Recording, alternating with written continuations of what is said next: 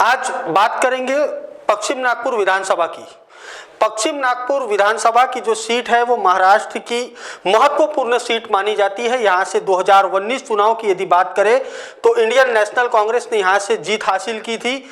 2019 में वेस्ट नागपुर में कुल 46.65% वोट पड़े थे और यहाँ से इंडियन नेशनल कांग्रेस से विकास ठाकरे ने भारतीय जनता पार्टी के सुधाकर देशमुख को 6,367 वोटों के मार्जिन से हराया था।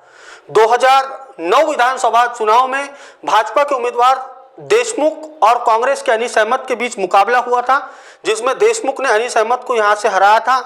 पश्चिम नागपुर की एक ऐसी विधानसभा सीट है जहां से उप मुख्यमंत्री देवेंद्र फडणवीस भी यहां से 2 बार विधानसभा चुनाव में जीत हासिल कर चुके हैं। यदि 2024 विधानसभा चुनाव की यदि बात करें तो यहां से पश्चिम नागपुर में एक हिंदी साइडर जो वोट बैंक है वो एक बड़ा वोट बैंक है।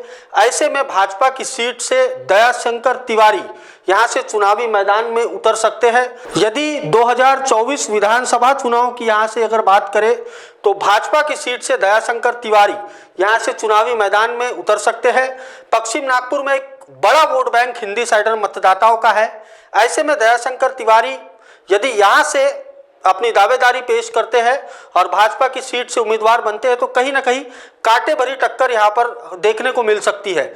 दयाशंकर तिवारी महापौर भी रह चुके हैं। ऐसा में जो दयाशंकर तिवारी का जो नाम है वो भाजपा में सबसे पहले नंबर पर दयाशंकर तिवारी का नाम आ रहा है। वहीं दूसरे नंबर पर जो नाम है वो आ रहा है वरिष्ठ पत्रकार संजय तिवारी का।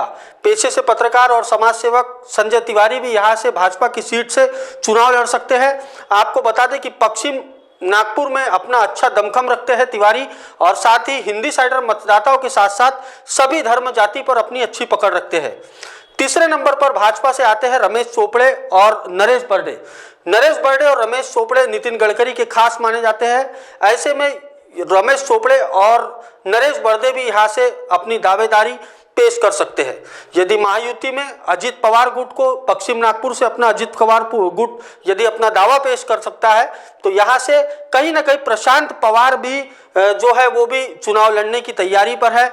तो ऐसे में आपको बता दें कि प्रशांत पवार राष्ट्रवादी कांग्रेस में 2 फाड़ होने के बाद लगातार अजित पवार राष्ट्रवादी के शहर अध्यक्ष पद की जिम्मेदारी संभाल रहे हैं और शहर में राष्ट्रवादी अजित पवार गुट के संगठनों के माध्यम से मजबूत करने का कार्य यहां पर पार्टी को प्रशांत पवार कर रहे हैं। साथ ही अब यदि महाविकास आघाड़ी कि यदि यहाँ से हम बात करें तो वर्तमान में यहाँ के विधायक विकास ठाकरे के साथ साथ यहाँ से नरेंद्र जिचकार भी अपनी दावेदारी पेश कर रहे हैं। आपको बता दें कि नरेंद्र जिचकार लगातार जनसंवाद यात्रा के माध्यम से पश्चिम नागपुर की जनता के बीच में पहुंच रहे हैं।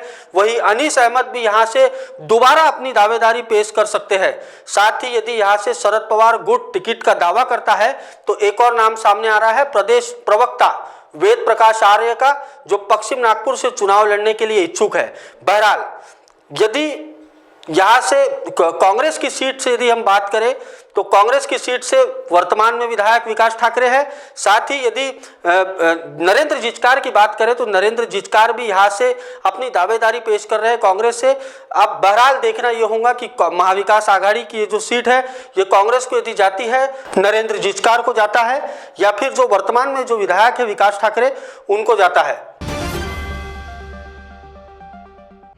नागपुर शहर में पहली बार स्वदेशी सिल्क फेस्टिवल, हैंडलूम हैंडीक्राफ्ट्स, हाथमाग प्रदर्शनी एवं बिक्री 2024 6 जुलाई से 17 जुलाई 2024। नागपुर वासियों के लिए राखी स्पेशल में 20% तक की छूट। कलमकारी साड़ियाँ, बनारसी साड़ियाँ, dresses, fabric materials, accessories, books एवं फूड स्टॉल्स। 15 से भी ज्यादा स्टॉल्स पर अनगिनत वैरायटी उपलब्ध। प्रदर्शनी का समय सुबह 10 से रात 9 बजे तक। हमारा पता south central zone cultural centre, opposite MLA hostel, C lines, Nagpur.